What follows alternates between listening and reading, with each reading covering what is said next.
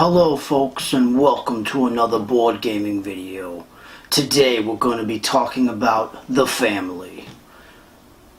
But we're not going to do it in the Brando voice because Danny cannot pull off a Brando voice. So what we're going to be talking about today is games about gangsters. Specifically, we're going to be talking about ones that are more in the Mafia side of things. There's a lot of games about criminals. There's a lot of games about performing crimes, doing heists and all that kind of stuff. But what I wanted to do is more about organized crime. It's a really interesting category. There's a lot of games for it. And similarly to my video last week where I talked about games about spies, a lot of the games that came out in like the 70s and 80s are actually not too bad. But unlike the spy video that I did last week, the Mafia games that we have seen in relatively recent years are actually very, very good. So I hope that you enjoy this video. Don't worry, you won't have to hear my Brando impression anymore, but I hope that you like it, and we'll get started with my number 5.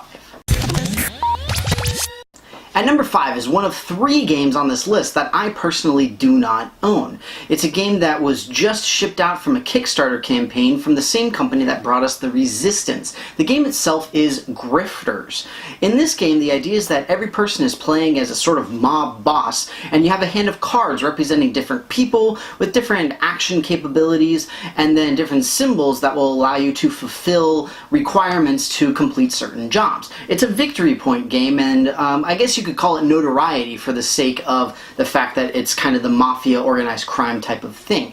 And it's a really, really fun little card game. It's in the same vein as The Resistance and the company's other games as well. And it just has a very interesting dynamic where you're picking between taking a specific action using a card or building up an entire team so that you can go out and successfully complete one of these missions. It's a fun, quick little game, but it's lower on this list because for me personally, it doesn't really have the feel of when you're playing it, you are the Don. Do you know what I'm saying? Again, I apologize, I'm not going to do the voice anymore. But suffice to say, point being is that you don't really feel as invested in it as you do with some of the other games. Now, obviously, I have no experience with being in organized crime, so I have no idea what it actually feels like. But I find that Grifters is a little bit removed from it, but at the same time, it's a good game, and you have a lot of what you might expect from a Mafia-style game, like with the way that the jobs are laid out and the different types of characters that you get, all that kind of stuff. It's a good game, and I recommend that you at least give it a try. Grifters, my number 5.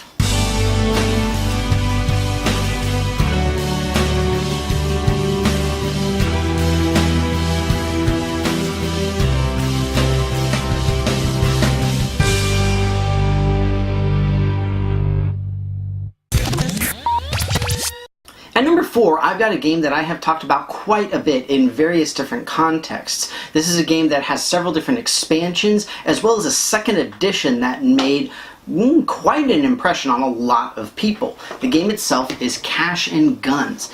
In this game, you are a group of organized criminals who just went and completed a heist, and now you're back at your lair trying to split up the loot. And the idea is that you've got the little foam guns and you're pointing them at one another, trying to figure out who's going to get what. And essentially, whoever has the most money at the end of the game wins. Very much an organized crime type of feel where you've got the backstabbing, you've got the undercover cop who can call for backup and essentially arrest everybody, you've got special abilities, all sorts of stuff. It's a very surprising amount of replayability in a game that's relatively simple. In addition, with the first edition, you've got the expansion with the Yakuza, where you add the Tontos as well as Shuriken, and then you've also got the Uzi expansion and the Shotgun expansion, all this kind of crazy stuff. And then we also have the second edition, which primarily adds a lot of different types of loot that will be worth different amounts of money at the end of the game, and depending on what powers you get. So the game itself has been expanded on quite a bit, and again, it feels more like a criminal enterprise rather than simply going out and taking a bunch of money and stuff like that. So it's a really fun little game. It's very quick, very fast to learn, and a lot of fun. Cash and Guns, my number 4.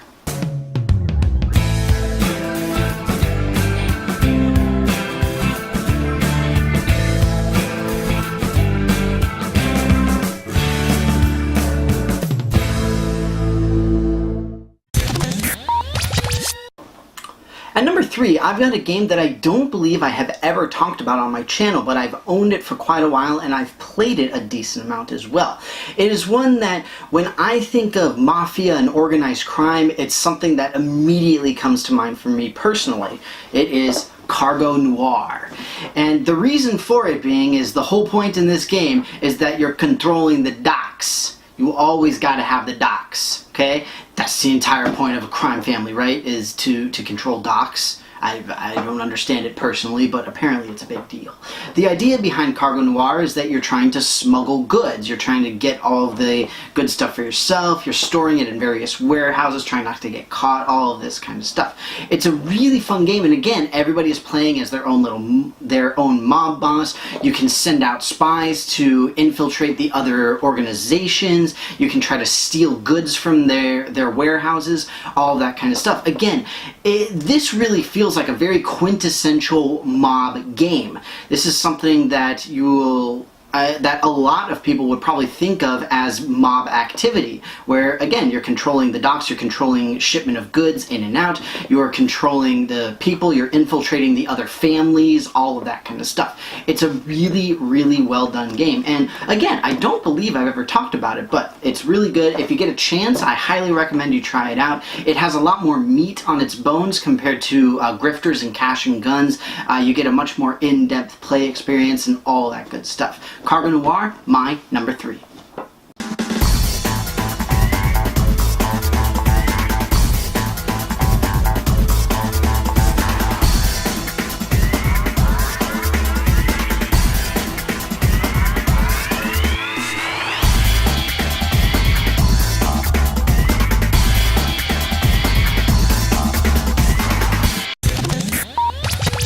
Numbers 1 and 2 on my list are the other two games that I unfortunately do not own, but they are really, really amazing. Number 2 for me is Nothing Personal. Nothing Personal is a game where the entire point is that you are trying to essentially purchase influence on characters as they move up in the Mafia chain, all the way up to the capo. And it's, again, this is something where if you think about the Mafia, you think about the organization, you think about the Godfather, and you think about, you know, the consigliere and all that kind of stuff. And that's what you have on this game. You have a board that has a literal hierarchy of the different people, and you're effectively betting on them to see who's going to go where. They have different amounts of influence, but as you go higher up the chain, then it's more likely that you get captured. In addition, each individual area, each individual level, so to speak, also grants you specific abilities as well. It's relatively reminiscent of the Kremlin, I believe is the name of the game, where you're doing the same thing, but it's with the Russian family. So you're putting influence on the Russian royal family, and as people die and go away, then they move up, and you know, you've got your secret influences out. Whereas in Nothing Personal, your influences are a little bit more public, at least. But it's a really, really fun game, and again, just like with Cargo Noir, this is something that's very quintessential Mafia in terms of, you know, you see the organization of the family. And that's what Nothing Personal is all about. And again, the whole point of the game is that you are whacking anybody who gets in your way as you're trying to move up the chain. So, you know, it's pretty much Scorsese 101 as far as a Mafia game is concerned. But either way, Nothing Personal, great game, wonderful Mafia theme, and my number 2.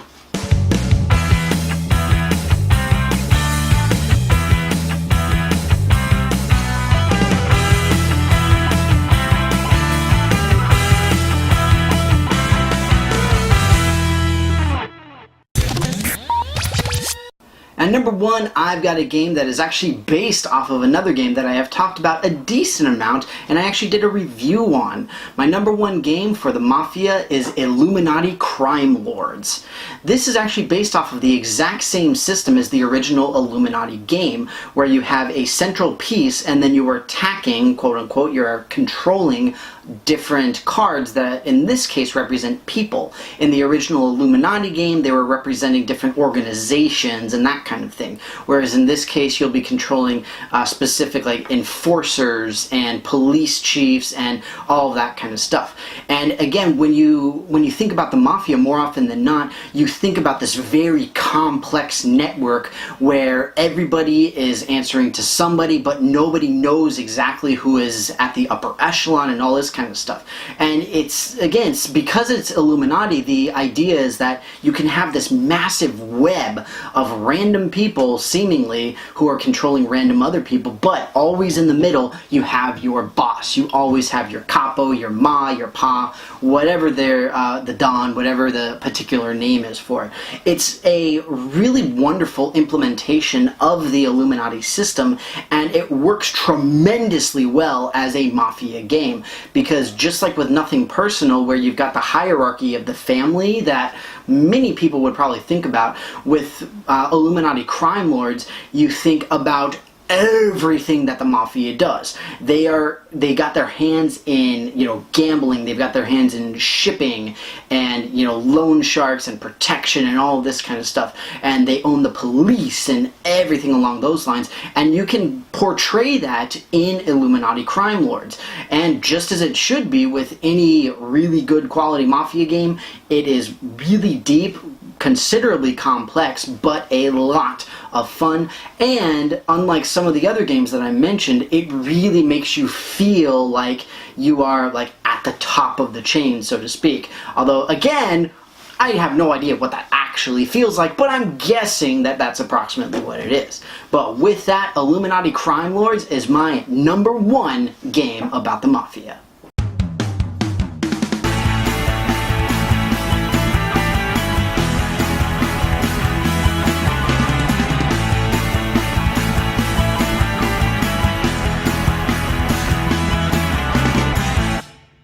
So that's it for me, folks. I hope that you will excuse the terrible Martin Brando impression, but that you still enjoyed this video about my favorite 5 Mafia or gangster-themed games. Again, this is a really big category, and thankfully one that has actually increased quite a bit just in the last couple of decades, unlike some of the other categories I've mentioned. So as always, I would love to hear what you guys have to say about it. What are some of your favorite Mafia-themed games? Do you like the ones that I discussed? What do you guys think? I love to hear from you guys. Put anything and everything in the comments below. And I hope that you enjoyed this video, and I will see you next time. Thanks so much again, everybody, for watching my video on my top 5 favorite Mafia-themed board games. Again, this is a surprisingly large category, and there is a lot going on with it. Please tell me anything and everything you think about it in the comments below. Do you prefer the more simple games that go along the lines of Cash and Guns and Grifters, or are you more about the serious, strategic games similar to Nothing Personal or Illuminati Crime Lords? As you guys know, I love hearing y'all's feedback, and as usual, I've got several of my playlists linked up at the top of the page so you can see more of my work, and if you want, you can click on that big giant subscribe button to see more of me in the future. Thank you very much again, and I'll see you next time.